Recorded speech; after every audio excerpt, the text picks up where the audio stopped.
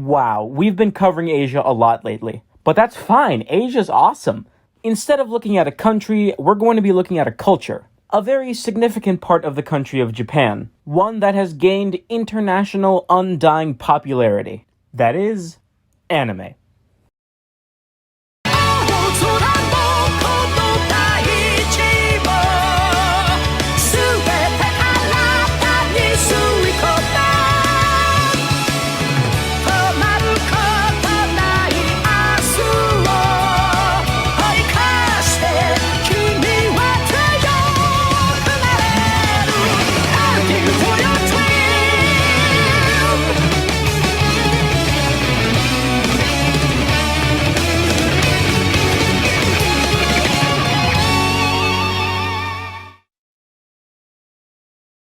As you probably know, I have like a microscopic amount of experience when it comes to anime, but I have just started watching Season 3 of Hunter x Hunter. Am I cool now? Anyway, the history of anime can be traced all the way back to the year 1907 with this 3-second animation consisting of 50 frames called Katsudo Shashin, literally meaning activity photo. It is considered to be the earliest known Japanese animation and was discovered in 2005 in Kyoto, Japan. There are two animations that could be categorized as the first actual animes. One is called Nakamura Gatana, meaning dull-edged sword, and Dekobo Shingacho Meian no Shipai, meaning bumpy new picture book, failure of a great plan. I do not know if I'm pronouncing these correctly. Please, if you can, correct me in the comments or just DM me on Instagram. Link in the description. The second one was found to be made a few months before the first one and was titled The First Anime. The first anime short films were created by three leading figures in Japanese animation. Oten Shimokawa, a cartoonist and political caricaturist who animated Imokawa Musiko Genkanban no Maki, which is the first professionally animated Japanese film. Also Junichi Kouchi, forgot. A caricaturist and painter who studied watercoloring, who also animated Nakamura Gatana, or one of the animations I mentioned earlier. And Seitamo Kitagara, who animated on his own and not for big corporations. He then founded his own animation studio in 1921 called Kitayama Eiga Shisakujo, right? Or Kitayama Movie Factory, which actually employed people who are also considered to be pioneers in Japanese animation, but was later closed due to lack of commercial success. He also made use of the chalkboard technique in paper animation with and without pre-printed backgrounds. Unfortunately, the works of these three great men, including Kitayama's animation studio, were destroyed in the Great Kanto earthquake of 1923. Animators before World War II faced some difficulties, such as competing with international animation company God, Disney. Since foreign films made a profit abroad and were sold for cheap in the Japanese market, Japanese animators needed to work cheaply with a small number of employees and small businesses. This made it difficult to compete in terms of quality with animations that had sound or color and that had been supported by huge companies. Until the mid-1930s, Japanese animators used cutout stop-motion animation instead of traditional animation because the celluloid was too expensive. This made the animations look imitative of other works without detail and flat. Then, Japanese animators really got a boost when in 1933, one Kenzo Masakoa made the first talkie animation known as Chikara to Ona no Yononaka, literally meaning within the world of power and women, or the world of power and women. And the first traditionally animated anime known as The Dance of the Chagamas. In 1941, another animator known as Mitsuo Seo was the first to use something called a multi-plane camera in Arichan. Such changes were hard to support commercially, so pre-war animation depended significantly on sponsorship. Around this time, censors and schools didn't want kids seeing these animations, so educational animations were highly supported and were encouraged by the former Japanese Ministry of Education known as the Monbusho. Or Monbusho, I don't know. Animation had found a place in educational, industrial, and political use. In the 1930s, the Japanese government was getting more and more nationalist and was enforcing it too, which led it to strengthen its grip on censorship and control of the media. Animators were urged to create animations that enforced the Japanese spirit. Such support boosted the industry, which resulted in the formation of bigger companies and even promoted Shochiku, a movie studio company, to start animating. During World War II, more animations focused on the occupation of Asia were commissioned by the Japanese army. Such animations showed the cunning Japanese people winning against enemy fighters. After the war ended, American influence grew in Japan, which also seeped into its media. This led to some referring to all Japanese animated works as animes. Anime then began to flourish in the remainder of the 1940s and 1950s.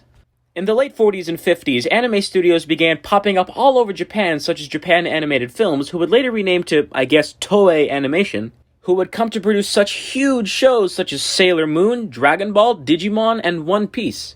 Toei Animation also helped create the first color anime feature film known as Hakujaden, or The Tale of the White Serpent.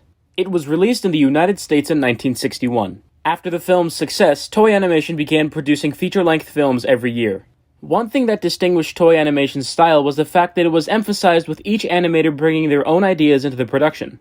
Another thing called Mushi Production, which was created in 1961 by someone named Osamu Tekusa, after his contract expired with Toei Animation. Mushi Production also produced shows such as Astro Boy and something called Kimba and the White Lion, which Disney's The Lion King is said to be incredibly similar to, but that's a story for another time. We all know that anime is known for large-sized facial features such as eyes, right? Well, that began to form in the 1960s. Not only that, a lot of firsts happened at this time. For example, the first anime film was broadcast in 1960 and it was known as Three Tails. The first Japanese animated television series premiered in 1961 and was known as Instant History. And in 1963, Astro Boy became the first anime shown to a big Western audience, especially in the United States. Then, in the 1970s, the Japanese film market shrank due to competition, which reduced Toei's animation worker count, and even Mushi Production went bankrupt. Spoiler alert, Mushi Production would be revived 4 years later, and they're still a thing today. Ex-employees from Mushi Production went off and founded their own animation businesses, such as Madhouse, which would later help produce Season 1 of One Punch Man, create the first Beyblade anime, and the 2011 anime adaptation of Hunter x Hunter. The 70s also saw a series of experiments with anime, such as the 1974 TV series Heidi, Girl of the Alps, which was based off of a Swiss novel written in 1880. Around this time, Japanese animation reached continental Europe and was aimed at children both European and Japanese. My mom, who grew up in Turkey, actually watched Heidi, Girl of the Alps as a kid. And I'm sure we all know only a portion of Turkey counts as Europe, and the rest is in Asia. A genre known as mecha also came into existence around this time. By 1978, over 50 shows were aired on TV. Transitioning into the 1980s, anime began to follow more complex stories, and space operas became more of a thing with the success of Star Wars. This resulted in shows like Space Battleship Yamato being released. The 80s is also known as Japanese cinema's second golden age. The 80s also resulted in the birth of the otaku, with the release of animation-related magazines such as Animage and New Type. A subculture who would later call themselves otakus began to develop around them. With Dragon Ball being released in 1986, the martial arts genre of anime began to grow, with Naruto, One Piece, and One Punch Man under the influence. The 80s also brought home video into play and the creation of something called an original video animation, or OVA, or OAV, which is animation specifically made for home viewing. Also, the OVA was just fine with hentai, with the first OVA pornographic film being released in 1984 called Lolita Anime. The late 80s saw an increasing number of experimental and high-budget films, and theatrical releases became more ambitious. The 90s saw the release of when I first saw this, I found it very interesting that the Wikipedia article for the history of anime actually calls Cowboy Bebop a neo-noir space western. Jesus. That's a lot of genres, all crammed into one series. Oh, Japan, I love you so. The 90s also saw a brief revival of the mecha genre with the release of shows like Gundam, Macross, and even the controversial anime known as Evangelion, which would later have a movie made about it which had violent and sexual scenes censored by TV Tokyo. In 1997, I guess, Hayao Miyazaki Princess Mononoke became the most expensive anime at the time, costing up to $20 million or 2,175,700,000 yen. By 1998, over 100 anime shows aired on television in Japan, which included the stupid popular series Pokemon. The 2000s saw the continuation of the Evangelion era trend and the, re-revival of the mecha genre. An experiment called late-night anime was continued into the 2000s. This period also saw an increase of mo-style art and bishoujo and bishonen character design, and the rising popularity of the romance, slice of life, and harem genres. Anime based on visual novels and manga also became more of a thing around this time, like Yu-Gi-Oh!, Inuyasha, and Full Metal Alchemist. Okay, special request addition from @Ohio period is period 4 period closers on Instagram. Check them out. Link in the description. Also, trigger warning, Nazis will be mentioned in the following addition. So if you don't like the Nazis, I would suggest fast forwarding like 5 to 10 seconds. Full Metal Alchemist, Conqueror of Shambhala was the first anime to feature, Hitler. On the 15th of May 2006, graduates from the University of California, Berkeley launched Crunchyroll, the first anime streaming service. In May 2012, Toonami, a piece of the American nighttime programming block of Cartoon Network, Adult Swim, was launched. Toonami has seen the worldwide premiere of English-dubbed anime which included...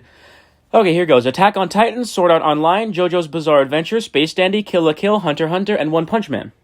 Western streaming services like Netflix and Amazon Prime are also in the anime business. In 2015, a brand new record of 340 anime series aired on TV.